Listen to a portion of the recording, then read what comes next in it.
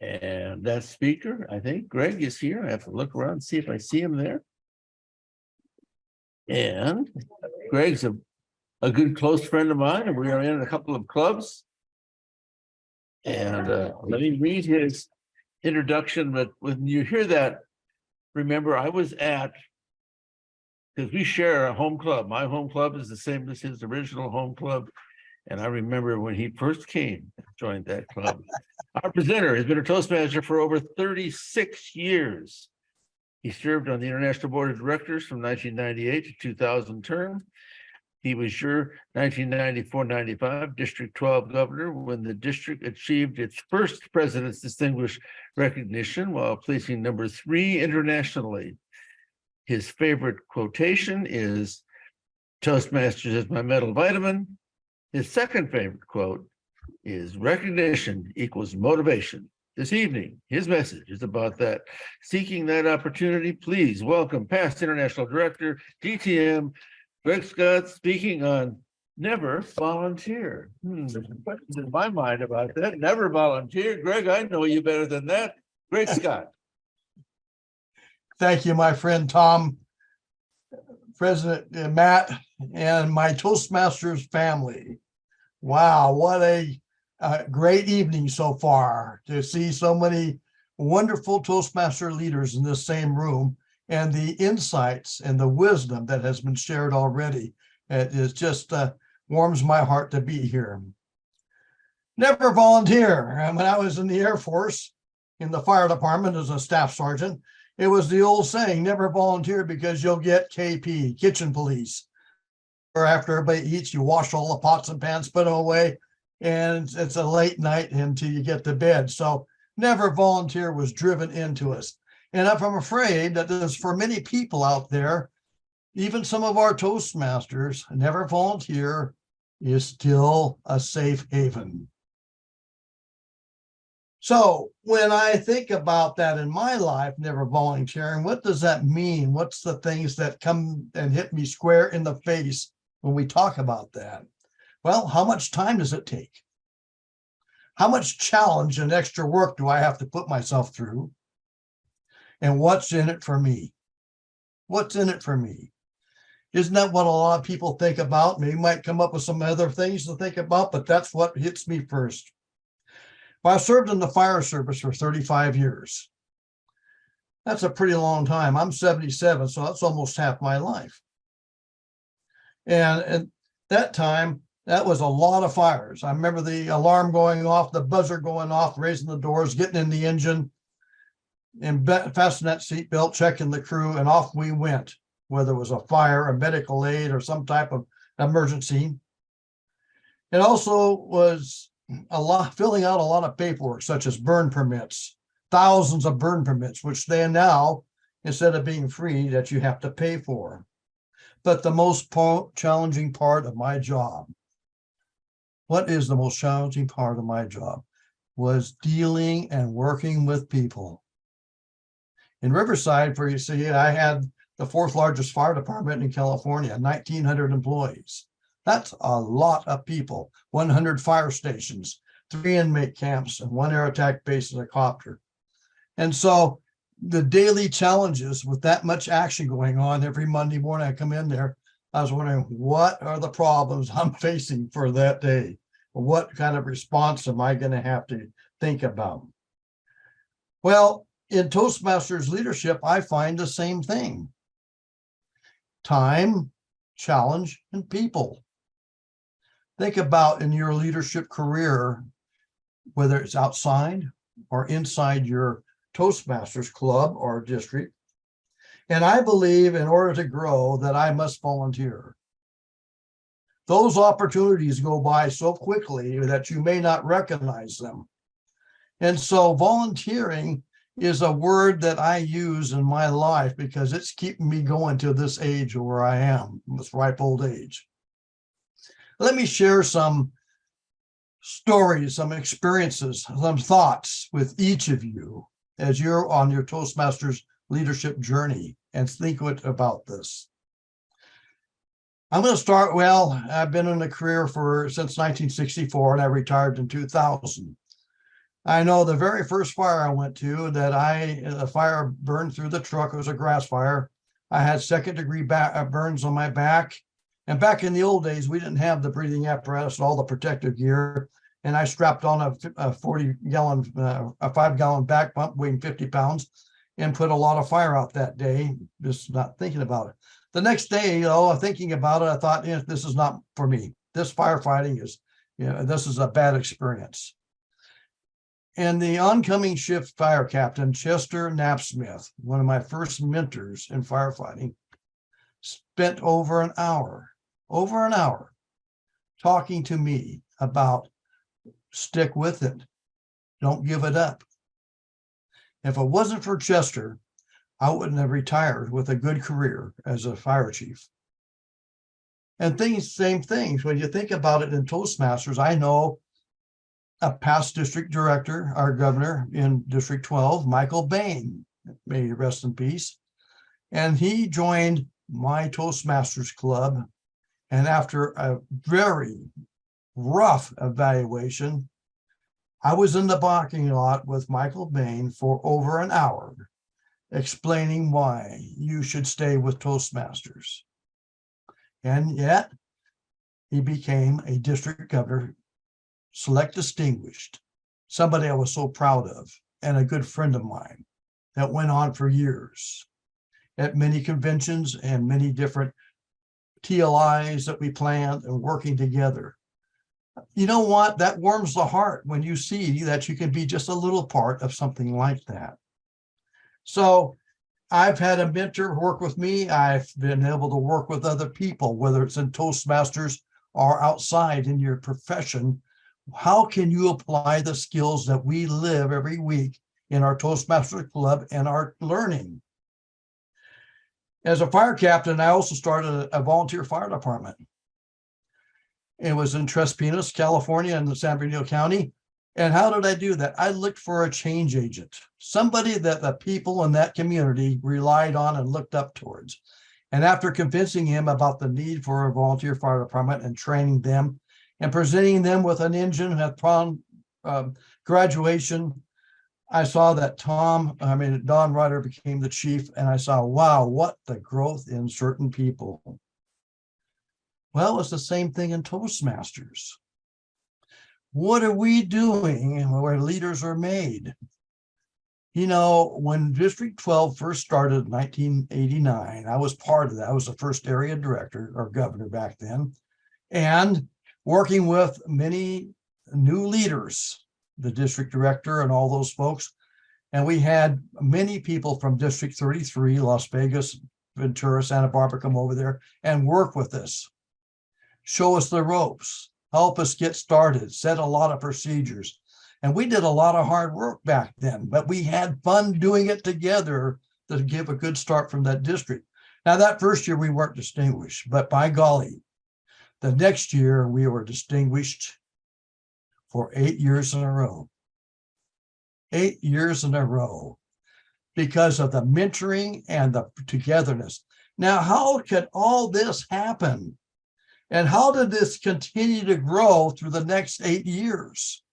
It's because, in my case, as an area director, I didn't think about doing that. I was asked, I was shared with, Greg, you would be good in that job. We need you as part of us, and let's start together, be part of that team. And by golly, that conned me into saying, okay, I'll do it. I'll learn. I'll start. I said yes. And the second part of it and doing it was the easy part because I'd already committed to that. And I had great mentors and a great team to share with there. So as we started going through this together, and by the way, that year I started the Lemon Street Toastmasters. Some of you may recall Ann Yitke, who was a new member there that walked in, and she was our vice president of education, and shortly the president couldn't make it. So I said, Ann, you're now the president. And she looked at me and said, what? I said, but Ann, I've got your back. I'll be with you the whole way. And from that start, Ann Yitke and I have been dear friends for many, many years. And I'm so honored when she refers to me as her mentor, because just being a little part of her beginning. And look at what she's doing now. Isn't she awesome? I love it. Can you D-I-G-I-T? Can you dig it? So from that experience, my first thought of my sharing of a statement that Toastmasters is my mental vitamin was formed. What does that mean to me? Toastmasters is my mental vitamin. That means I have the confidence to do things. And it was because through the leadership program and working with people and receiving feedback and watching the results of people around you that grew and forming a team and working on teams and knowing when to lead and when to follow gives you the confidence. And that's carried out over into the fire department. When you arrive at a going brush fire and it looks like it's going to be a possibility of a few thousand acres, you're on the spot. You're ordering equipment, you're developing a plan, you're staffing that organization, and you're controlling it and giving directions, and you're reevaluating all the time. You don't have time to just lollygag around. There's no ifs, ands about procrastination when you're running a fire. And so Toastmasters, though, helped me with those skills of confidence. For Toastmasters is truly my mental vitamin. I think volunteering leads from experience to the experience that you gain to a promotion. And what does that do as a fire captain? The more I volunteer for different positions, the better resume I had. So when I went into that oral orientation promotion board, oh gosh, you did this and this and this. That's something that these other people haven't done. And through my Toastmaster skills, I could demonstrate why I was the person that you wanted to hire for that job. Toastmasters helped me through that. Again, my mental vitamin. And yes, Mr. President, I did not get elected in New Orleans. I was in tears. I had worked so hard that year, calling people, working with people. I was literally in tears. And I remember Benny Baugh and John Fenwick coming into my room and sitting there with me as I just cried because I worked so hard. And they said, ponder what you did here and learn about yourself. And I think I experienced that same lesson that you did about I have to really take a deep look what I did. And next year, that first year that we were a District 1290 in 1989, we hosted the International Convention of Palm Desert.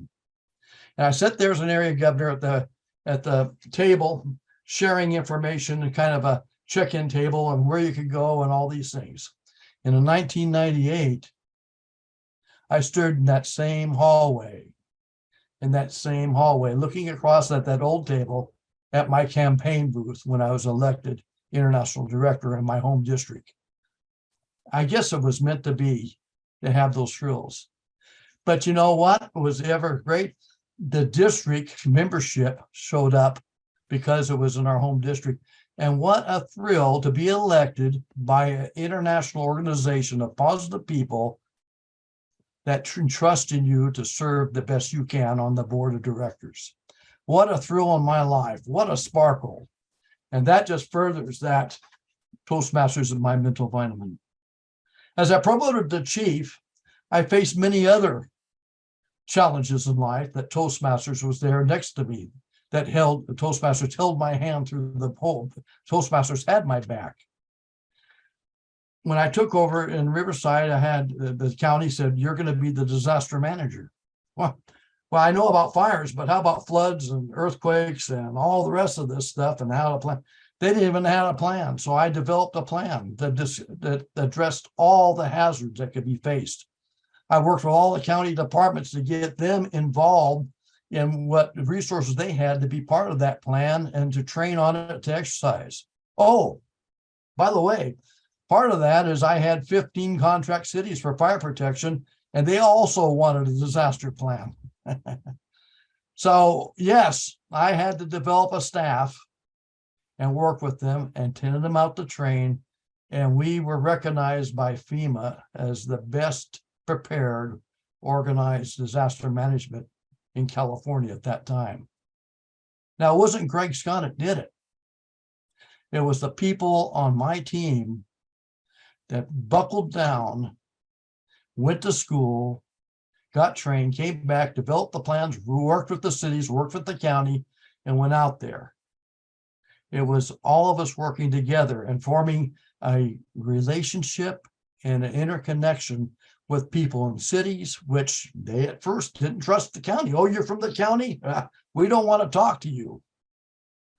Let me buy you lunch, right, Matt? And so once we got that settled down, we had a good going operation. Also, one of the assignments I had at the Department of Corrections, the Norco prison, was not getting along with the camp, the inmate camp that my crews had there, my captains. There's no way that they want to deal with that. And so sitting in there with the warden at one of our meetings Monday morning, she complained, we failed the inspection. We got trees blocking the guards. They can't see you from the towers. I said, well, hey, let my inmate crews come over there and take the chainsaws. We'll cut those trees down for you so you can pass your test. I mean, that's what we're here about. And she says, well, aren't you from Cal Fire? I says, yeah. She says, you'll do that for us? I says, don't we all get paid the same wages to serve the people of this state? Yeah. And so I went back to the camp, and all the captains there go, oh, you're a traitor. How could you do that? I says, no, I'm not a traitor. We're going to learn how to cooperate with these people. And so your direction is, let's go cut down the trees and do what we did. A couple of days, weeks later, one of the captains came and said, hey, we could really use a forklift to do this job, but I just don't know how to do it. I says, I picked up the phone, called the corrections, and within 10 minutes, here comes a forklift. Now, what happened there? What happened in that relationship? As a Toastmaster, I learned how to listen. I learned how to understand the other view of what people think of us, and then be able to respond in a positive and supportive way of evaluating that situation, responding back. Oh, did I mention positive and supportive? How about this when we do evaluations for our speakers? Well, by golly, Cal Fire, the fire department, is a military organization. So when you go in for a performance review, it's pretty harsh. It's everything that you did wrong. And all of a sudden, this new chief is coming along and says, by golly, you have these strengths. You really excel in these areas. But there's a couple areas that let's take a look at. Maybe together, we can work on these, and you can bring your performance up in those areas and try these ideas. Well, my gosh, that's not allowed. We never did that in history before. Toastmasters sparked another idea, and now we give positive and supportive performance reports and how to keep our employees going, because we don't want them to be afraid when they're at a fire to make a decision.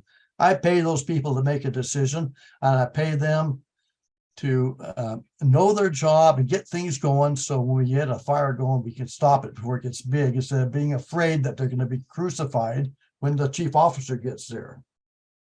So there's a lot of other things. For example, the Oakland Hills fire that burned everything down. I was the incident commander on that. That led to a governor's committee and working on SIMS, the Standardized Emergency Management System, which we worked to develop, so we now use it there. So I was very fortunate in a lot of places at the right time to be on different committees and different projects to work together to make a change for the better. One of the things that I learned about in fire management school was about planning on a fire. But I want to think about a different way of planning for you, of what a plan is. And especially when it talks about particularly your leadership skills and what you think about. Leadership is the capacity to look ahead, to think ahead, and plan ahead, and then influence other people to go ahead on the plan. That's the capacity to look ahead, to think ahead, plan ahead, and influence others to go ahead on the plan. Right, Esther? Isn't that what we did? And so who said that? Have you ever heard that before? Who made that statement? Dr. Ralph Smedley. Do you know him?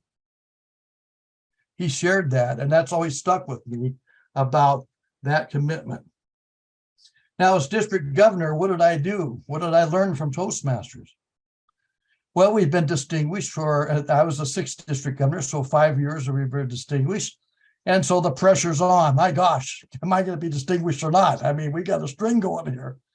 And like I said, District 33, I think they were something like 18 years distinguished, who were our mentors. So what did I do? What did I learn from my experience in the leadership path up to district director? Well, again, the plan, to think ahead. And so before July 1st, 1994, we had been trained, our trio, our top 3 had been trained at the region.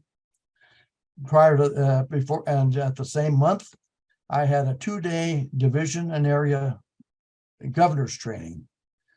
And they had the due dates, the projects, everything laid out for them, the focus, the missions.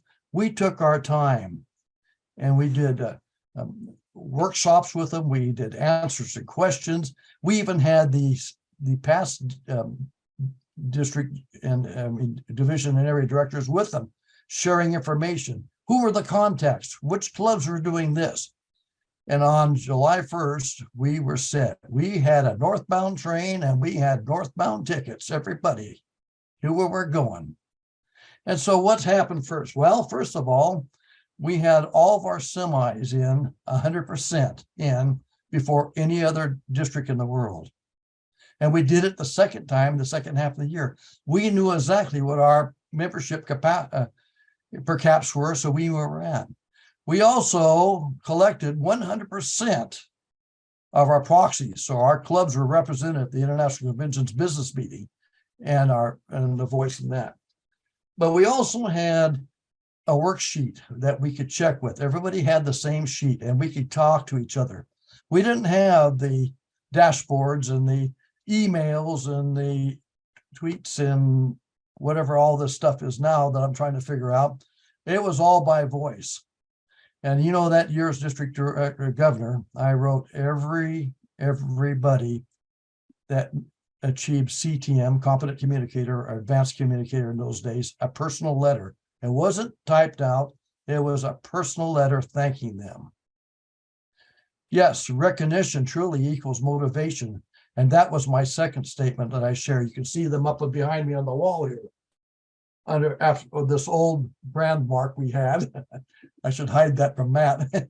But recognition equals motivation. If you think about it, why did I continue in membership? Because I was recognized and continued to be motivated to serve. The results that I had led to a positive purpose in life, making something worthwhile to give. Now, the year went on, and by the district conference, the spring district conference, we were distinguished. And shortly after that year, our district, a little old District 12, small district, broke the records in competent communicators and advanced Toastmaster achievements that year. Advanced. I mean, we were on fire. It was a fire that I could not put out. I remember at the district conference that Cheryl Roush and Don Inch were there as our keynote speakers. And they also were just amazed at what this little district was doing and how well it did. You know what? And it wasn't Greg Scott's year. I was at the bottom. It was the team of people that I had working as area director. You know, that year I had Richard Snyder and Rick Danzy as my division directors, 2 of them. Look where they've gone. And many other folks that were on there became district directors. So I hope I had a little part of igniting their fire to stay with leadership. And as Don Inch would say in his speech, lift off to leadership. And that's something I believe in. So my thinking is, what are we going to do for the future of organization? How are we going to put together and motivate people to say, oh, you know what? It's time for me to get out of the club environment and go into becoming an area director. Now, how can we do that? Is World Headquarters going to do that for us? No. It's us, the members, the team out here that are going to light the fires under many other people in these clubs. And so why not start looking for these people now and develop the future of Toastmasters? I'm with our international president. I want to see the best and the largest Hall of Fame ever at the International Convention. That was my vote. I have been speaking of that all year. My other thought was, we as Toastmasters sit in that club, we give our speeches, we give our evaluations, we have fun doing the table topics, and we go home. And the only thing in our mind is, well, next week I'm responsible to do this. But what are we missing? What's going through our mind here? The complete Toastmaster does this. I too can do. I too can do. And if you haven't heard it from me, I too, each week or each period, invite 2 guests to my meeting. I have done that for all my clubs for over 2 years now. And I wear this pin every day out there so people in Lakeport, California can see it. Ask me about Toastmasters. And I invite people. They don't show up a lot, but I don't quit trying. And this year I've signed up over close to 20 new members for clubs. So you too can do. What's wrong with you thinking about outside of your club as a mental vitamin, inviting just 2 people? Maybe it's somebody you can invite to lunch and invite them. Say, would you like to go to lunch to me? And I'll invite you to a Toastmasters meeting. So what's wrong with us doing that? Why aren't we out there looking for those poor little firefighters on his first day, getting burned up and keeping them in a career? Why aren't we looking for that new Toastmaster that got a pretty tough evaluation and talking them to stay with it, and to become a future district director and governor? So my point is, my life has been 77 years. Some of you are older than I am, some are not. I know Tom is. I have a lot of respect for Tom, and we've been close friends for years. But if you're going to play it safe in life and not volunteer, you're not going to grow. None of us are going to go to the next level if you do that. If you stop learning, I think you're just going to start fading away. So let's talk about those opportunities to recognize them, not just for yourself, but other Toastmaster members. Let's point them out to them that these opportunities are floating by. That ship is going by, and to encourage them to swim out and grab that ship of opportunities and to become a Toastmasters leader. And then let them know that you're behind them, that you want to celebrate with them. For I truly believe one of the greatest values of being a leader is mentoring somebody to replace you and doing a better job than you did. That is the true essence of leadership, I believe, because that's what we want to do in our organization to continue. Yes, Toastmasters promise number 6, to serve my club as an officer when called to do so, is very important. But I say to you, when it's in your heart as a Toastmaster leader, when the opportunity calls, you do it. Our international president called me this year and asked me to serve on a committee. I was very honored. And with that first thought in my mind, didn't I say that? Toastmasters promise number 6, when asked to do so, I stepped up. And I was proud to do so. Be proud of what you've done this far, but share it from the heart as a leader.